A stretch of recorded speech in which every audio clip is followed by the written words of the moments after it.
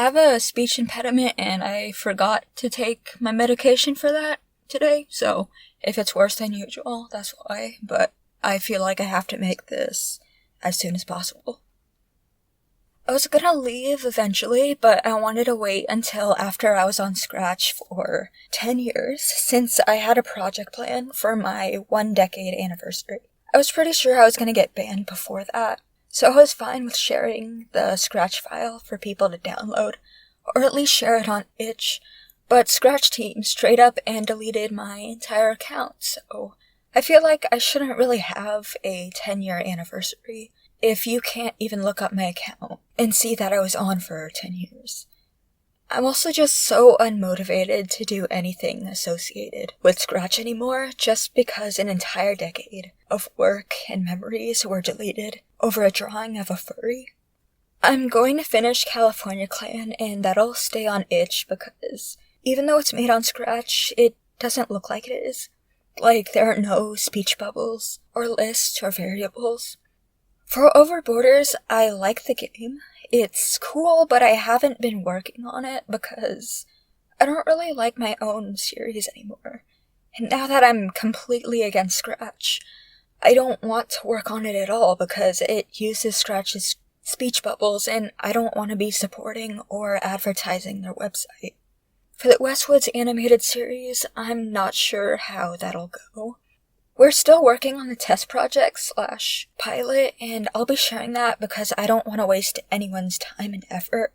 But I have no access to any of the Westwoods games or original episodes anymore. I'm pretty sure I downloaded all the important unshared games somewhere because I knew I was going to get a long ban, but I didn't expect to have my entire account wiped. You're probably asking what heinous crime I possibly could have committed to be banned for 3 days and then have my entire account deleted and IP banned a day after.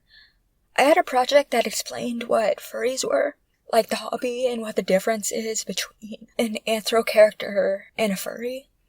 It was taken down for being too intense of a subject for kids 8 and up, which made no sense. And to anyone under the age of 12 who's about to say that furries are not appropriate, they are not. It's a hobby that includes cosplaying or drawing animals with humanized personalities and customs. I don't even want to make that whole argument because I already made an entire project about it. But I put it back up because I get mass reported constantly, and I asked people for their opinions on what image they thought made the project get taken down, because I could easily replace it with some other drawing. They're all like ponies and cats and deer, so I genuinely needed someone to point out if there was some underlying meaning I was missing, because I was old and didn't understand Gen Alpha slang and symbols. Some people were saying that it was because some of my furries didn't have clothes, but a lot of furries don't wear clothes since they're animals. There's a lot of fursuits that don't wear clothes.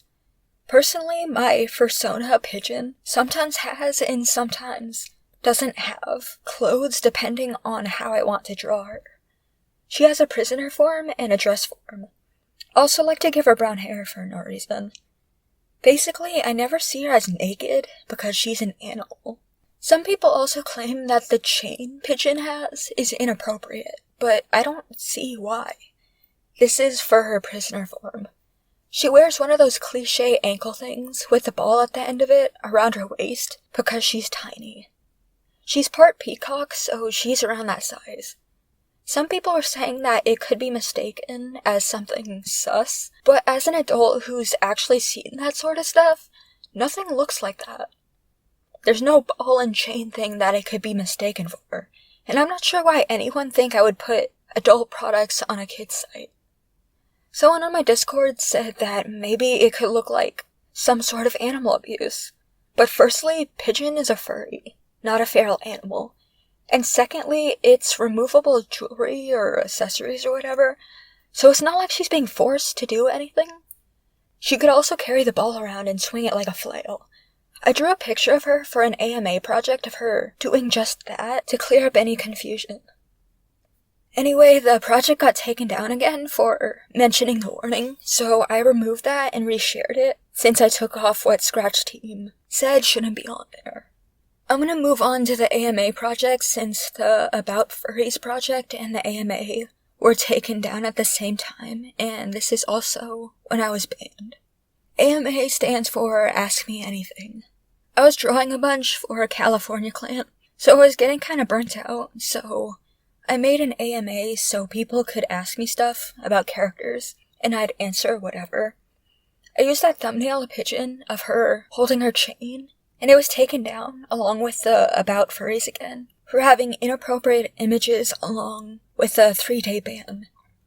I had no clue what could have been inappropriate about the AMA thumbnail, so I just redrew Pigeon as a human, in case the reason was that ScratchTeam didn't like furries without clothes or prison chains. I was going to replace it after the ban was over. I feel like people are going to say that I shouldn't have Pigeon holding a flail because it's a weapon, but fantasy weapons are allowed on Scratch. Minecraft games have swords and axes and stuff, and as long as it's not a picture of a real weapon, or a realistic depiction of a weapon, it's allowed on Scratch, so Pigeon can have her flail.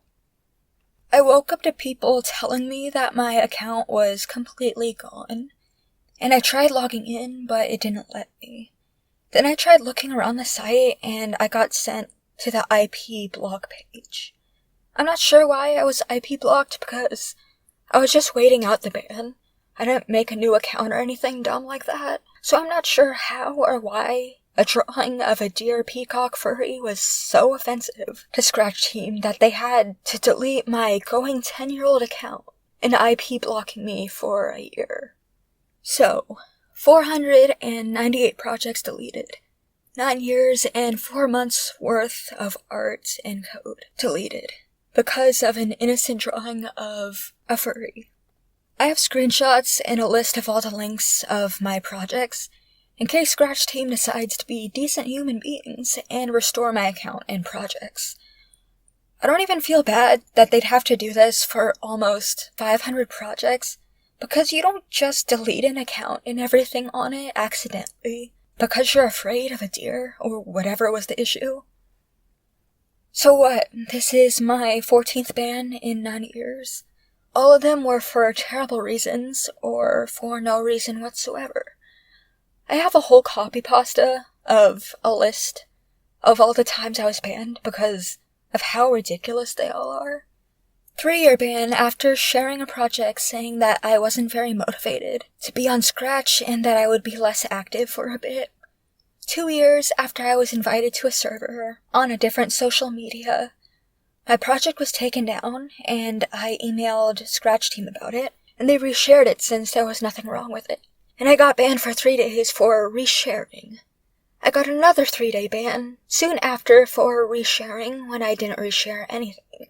Then Kit's Leader was taken down for being an exact copy, which it wasn't. So I reshared that and I was banned for like 3 hours. I swear I remember being banned for 1 day for something similar. I was also banned for 3 days when someone leaked a password on one of my YouTube videos. 2 hours for literally nothing. The reasoning was that I had reshared Queen's Mystery Chapter 19 without changing the product to what was stated in their last warning when they took it down. But Queen's Mystery Chapter 19 was never taken down in the first place. Then 8 hours later, I got banned again for the same exact reason, without having reshared anything. A few hours later, ScratchTeam reshared 19 and 20, because nothing was wrong with them, and I was banned again for resharing. Then I got banned for resharing the freak animation without changing anything, even though I did, like, months ago, and even emailed ScratchTeam asking for approval first.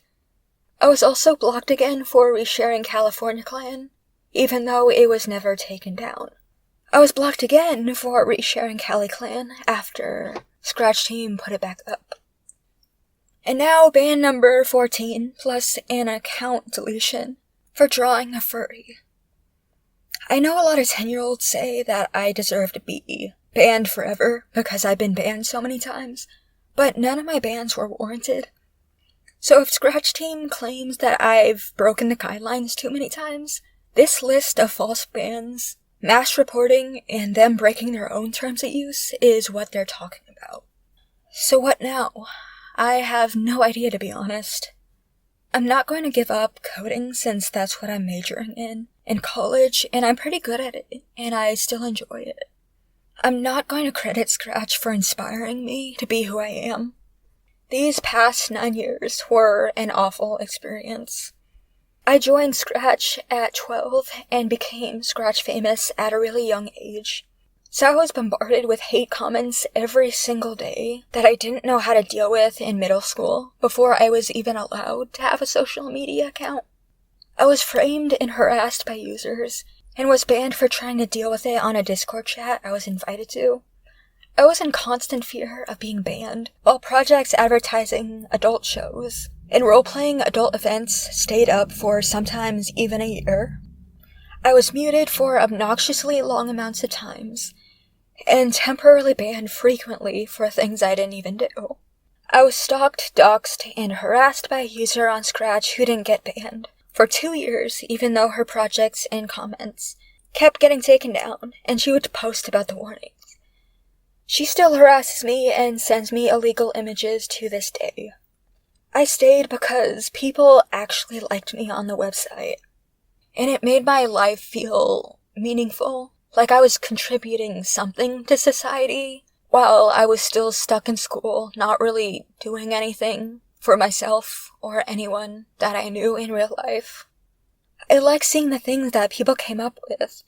I like knowing that people saw my stuff and were inspired to create and code and express themselves, like how I was when I saw Wildflight stuff when I was 12.